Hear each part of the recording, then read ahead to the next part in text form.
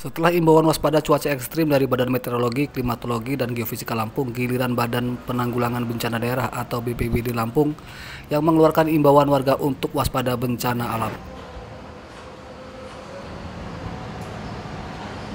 Kamis siang, pihak BPBD Lampung menyatakan ada 7 daerah yang berada pada level zona merah atau zona rawan terjadi bencana banjir bandang, angin puting beliung, banjir hingga tsunami. Berdasarkan indeks risiko bencana BPBD, 7 daerah itu adalah Lampung Barat, Pesisir Barat, Lampung Selatan, Lampung Timur, Pesawaran, Tanggamus, dan Bandar Lampung. Guna mengantisipasinya, BPBD telah berkoordinasi dengan BPBD daerah dan instansi terkait, menyiapkan sarana hingga personel siaga, dan mendirikan posko darurat di sejumlah wilayah rawan bencana. Dari 7 daerah tersebut, ada seperti Liwa dan Pesisir Barat dan Tanggamus adalah daerah kabupaten yang mempunyai potensi bencana gempa. Kalau di daerah pesisir seperti di Lampung Selatan, seperti di Pesawaran itu punya satu potensi tsunami seperti yang terjadi beberapa tahun yang lalu.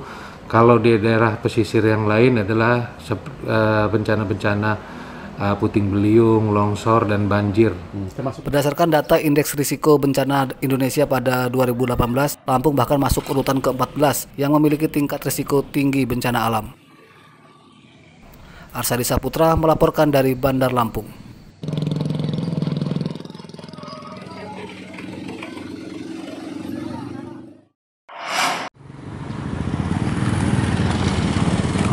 Jika di daerah lain kerusakan jalan karena masih tanah dan menjadi licin, kondisi itu berbeda dengan yang terjadi di Jalan Poros, Kelurahan Sri Basuki, Kecamatan Kota Bumi, Lampung Utara.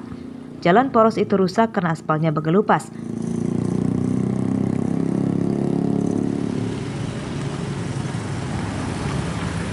Lubang-lubang besar berukuran hingga 2 meter dan dalamnya sekitar 20 cm, mengancam keselamatan pengendara. Motor dan mobil yang melintas tentu harus berhati-hati jika tidak ingin terperosok ke lubang penuh batu tajam tersebut.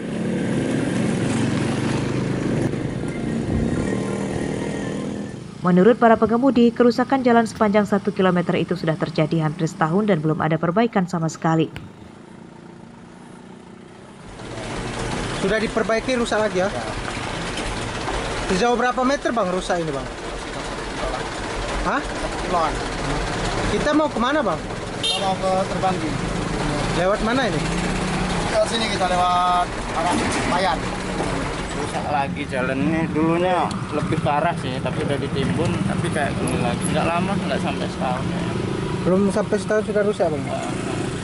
Dalaman paling sampai 30 cm. Itu rata-rata sih gitu. Rawan kecelakaan juga bang? Ya rawan sih, kalau yang nggak tahu jalan, taunya lubang. Jika tidak segera diperbaiki, warga khawatir akan banyak korban berjatuhan. Apalagi jika malam hari, mereka takut di sepanjang jalan marak kejahatan. Adi Yohaba melaporkan dari Lampung Utara.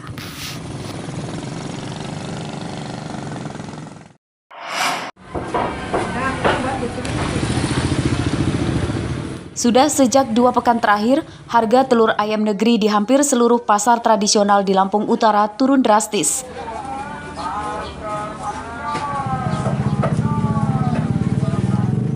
Anjloknya harga telur itu salah satunya terpantau di pasar tradisional sentral Kota Bumi pada Kamis siang. Jika biasanya harga telur per kilogram mencapai Rp26.000, namun kini turun menjadi hanya Rp20.000 atau turun hingga sebanyak Rp6.000 per kilogramnya. Turunnya harga telur diakui pedagang juga membuat omset harian mereka juga turun bahkan hingga mencapai 30%. Penyebabnya yakni meski harga telur turun, rupanya peminat pembeli telur dari kalangan masyarakat tidak bertambah. Telur sendiri gimana Bi? Eceran di 20.000. Turun ya? Turun. Udah berapa lama Bi? Udah adalah 10 harian lah. Kita tahu nggak turunnya karena apa Bi?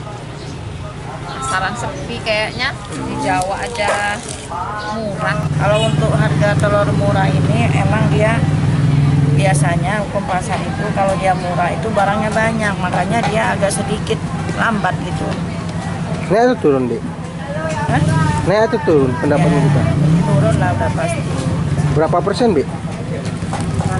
Kalau untuk ininya, ya kadang-kadang 30%, kadang-kadang. Karena barang kan numpuk di mana-mana. Para pedagang telur meminta kepada pemerintah agar bisa mengendalikan harga telur agar tetap stabil. Ardio Haba melaporkan dari Lampung Utara.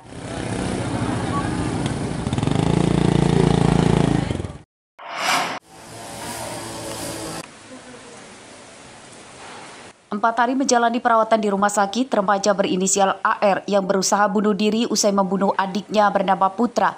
Kondisi kesehatannya mulai membaik. Kamis siang, tim penyidik dari Polsek Teluk Betung Selatan Bandar Lampung mendatangi AR yang masih dirawat di rumah sakit. Dari hasil penyidikan sementara, AR telah bisa diajak berkomunikasi. Namun jawaban AR dari setiap pertanyaan yang diberikan oleh penyidik selalu berubah-ubah. Setelah sembuh dari sakitnya, polisi berencana akan memeriksakan kejiwaan AR, pelaku pembunuhan terhadap adik kandungnya. Proses penanganan kejadian yang kemarin, bahwa pelaku saat ini masih kita lakukan observasi dulu di rumah sakit kejiwaan untuk melihat situasinya. Dan kita juga kemarin menyurati juga kepada di bagian psikologi untuk melakukan cek psikologi yang bersangkutan. Sejauh mana perkembangan yang dilakukan oleh apa motifnya dan apa yang dilakukan. Sejauh ini kondisi kesehatan pelaku seperti apa, Bang? Sementara yang bersangkutan masih down karena mungkin dia masih kaget atau masih banyak diamnya, sehingga kami masih belum bisa melakukan pemeriksaan. Pembunuhan adik oleh kakaknya bernama AR berusia 17 tahun tersebut terjadi di rumahnya di Desa Gedung Pakuwon, Teluk Betung Selatan, Bandar Lampung pada hari Senin lalu. Korban tewas setelah ditikam kakaknya dengan pisau saat keduanya terlibat cekcok mulut. Usai membunuh adiknya, pelaku AR kemudian berusaha bunuh diri.